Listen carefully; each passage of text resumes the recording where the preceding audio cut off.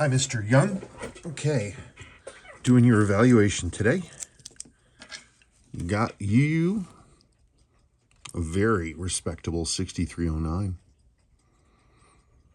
Loom is a little grayed out, it's had some moisture inside, but look at the metal on the hands, it's fantastic. My loom cleaning solution, my technique that I have for cleaning loom, I can take this back to white loom and it'll look great. It'll really be a shocking improvement.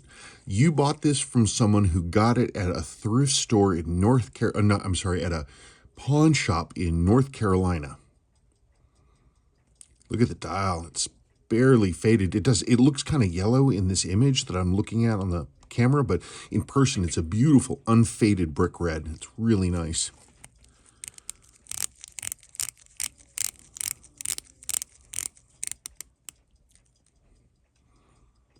Marker lines up exactly where it should. Clicks through a full 360 degrees. April 1979. That's a nice watch. Look, you still get the remains of the frosted surface there, finish around the tsunami. It started running as soon as I took it out of the box, so, that's always a good sign. Hang on just one second here for me.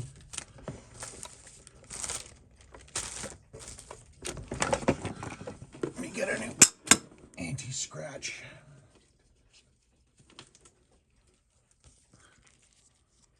I want to look at the movement.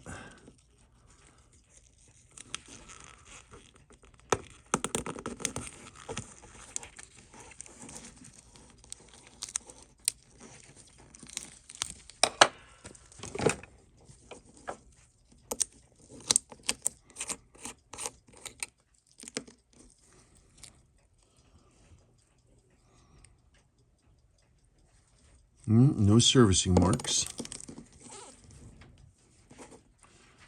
Your caseback gasket is completely flattened. I guarantee you it's original. This watch has never been serviced. Movement's bright and clean.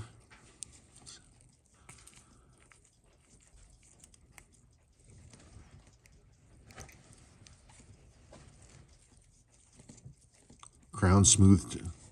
Crown is smooth.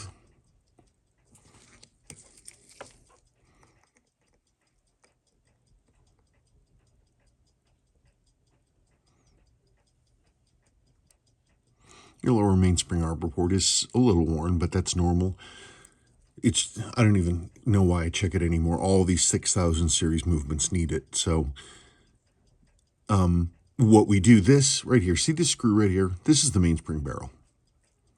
And it turns. This weight turns, and that moves the pawl lever. The pawl lever, it has its two things right here, and as the weight turns around, it turns this reduction wheel, which then turns this ratchet wheel, which winds the arbor here, which winds the mainspring.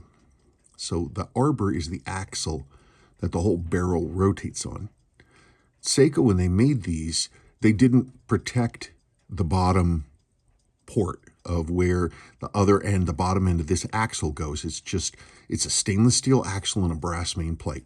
There's a lot of force involved in pushing a watch train around, so it wears. The lower mainspring arbor port wears badly. As a result, we have custom-made jewels, because you can't get the Seiko originals. There's a jewel. You can jewel the bottoms, and we jewel the uppers as well. It's an upgrade that, even in a watch like this, which is relatively low hours, and that doesn't move, darn it, that doesn't move too much, I would strongly recommend doing it. I mean, we're going to be in there. It's a big, big upgrade.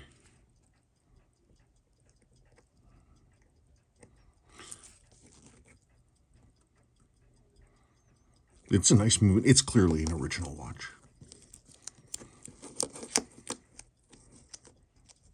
Clearly a nice original watch. It's a good pickup.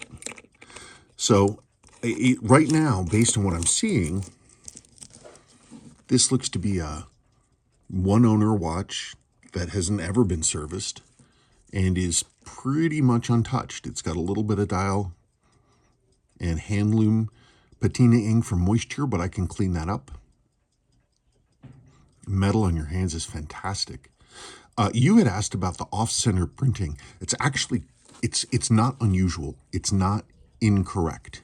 Seiko, especially, you usually see it on like earlier dials, like the 76, 77, 78 dials. You know, this being, relatively early 79. It's interesting to see it. But like this, that marker, that's original. It's how these were made. These dials were screen printed. But when I get this all cleaned up and this is whiter, it will be less noticeable. What a beautiful watch. So you let me know if you want to go ahead, and that's the end of that.